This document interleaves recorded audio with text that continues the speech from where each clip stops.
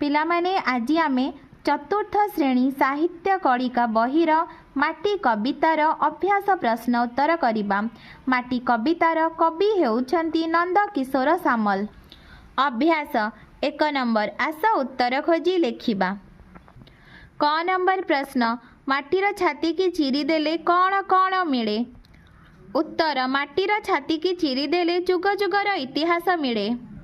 ख नंबर प्रश्न माटी आमको कौन कौन देइछि बोली कवितारे अछि। उत्तर माटी आमको खाद्य बास फल काठ नडा साग मुग बिरी धान गहम मांडिया लुहा मांगानीज और कोयला इत्यादि देइछि बोली कवितारे लेखा अछि।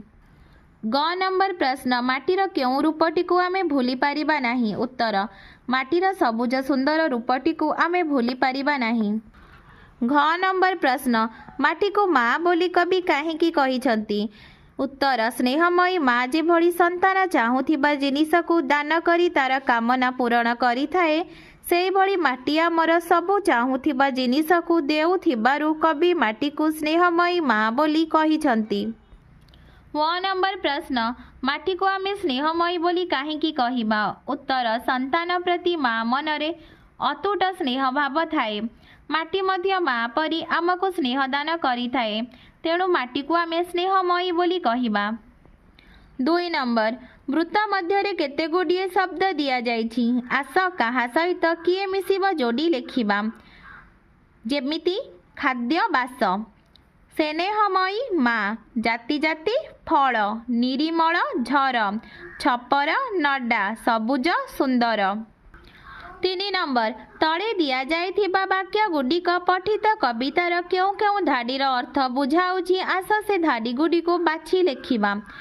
छोटा पिला समयरु आमको खाद्य देई से पाड़िछि। पिलाटी बेलरु पाड़िछि आमको सुखरे आहार देई। तार सबुज सुंदर रूपटी को केही भूली पारिबो नाही। सबुज सुंदर रूपटी को तार किए बा भूलिछि काहीं। तार माटी को खोली देले अति निर्मल झर झरी पड़े। केते निरीमल झर फिटी पड़े ताड़ी देले टिके माटी। जिए जेतेबेले जहा खोजे माटी माँ ताकू ताहा जाची देई थाए। जहा जेतेबेले जिए खोजी थाए ताहा को से जाची दिए। 4 नंबर कवितारे कवि माटी को स्नेहमयी माँ कहिछंती। निम्नलिखित उक्त गुडिक मध्यरु केउटी ताहा सूचाउछि ताहार डाहाण पटे चिन्ह देबा। क नंबर से आमको खाद्य वस्त्र जोगाउछि। ख तार छाती चिरी देले जुग जुगर इतिहास मिले। ग घर करिबाकु से आमको काठ जोगाउछि। घ लुहा मांगानीज पेट्रोल कोयला जोगाउछि। व पनीपरिबा साग आमे ताठारु पाऊ। च पिलाटी बेलरु आहार देई सुखरे पाड़िछि। एही उक्तिटी ठीक हेबो। 5 नंबर कवितारे जेउ अंशटी आमको भल लागुछि ताको आवृत्ति करिबा ओ काहींकी भल लागुछि से विषय रे 2 धाडी लेखिबा। उत्तर जहा जेतेबेले जिए खोजी थाए ताहाको से जाची दिए। स्नेहमयी से माटी माँ परी आउ जणे काहींकीए। कवितार एही अंशटी भल लागिबार कारण एठारे कवि माटी माँर महत्व को अति सुंदर भावरे वर्णना करिछंती। माँ परी माटी आमको स्नेहदान करी थाए आमर सबु कामना पूरण करे।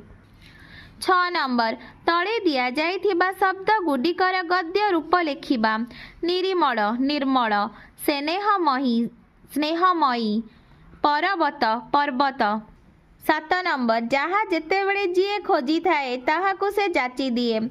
एही पदरु जहा बुझा पड़ुछि निज भाषा रे लेखिबा। माटी आमर माँ परी माँ जेभଳି अति स्नेहरे तार पिलामानंक पाई नाना जिनिस साइती रखिथाए एवं पिलामाने मागिले स्नेहरे देई थाए सेही भଳି माटी माँ आम पाई नाना जिनिस साइती रखिछि एवं जहा जेतेबेले जिए खोजे से ताहा ताकू जाची करी देई थाए। 8 नंबर कविताटी को पढ़ी से ही अनुसार खाली स्थान गुडी को पूरण करिबा। क नंबर गछरे रखिछि जाति जाति फल एठी सेठी सबु ठेई। ख नंबर काठ तो देइछि घर करिबाकू छपर पाई कि नडा। ग नंबर लुहा मांगानीज पेट्रोल कोयला सबु एई माटी तळे। पिला माने तुमको वीडियोटी भल लागिले ଲାଇକ୍ ଆଣ୍ଡ ସବସ୍କ୍ରାଇବ୍ କରିବ।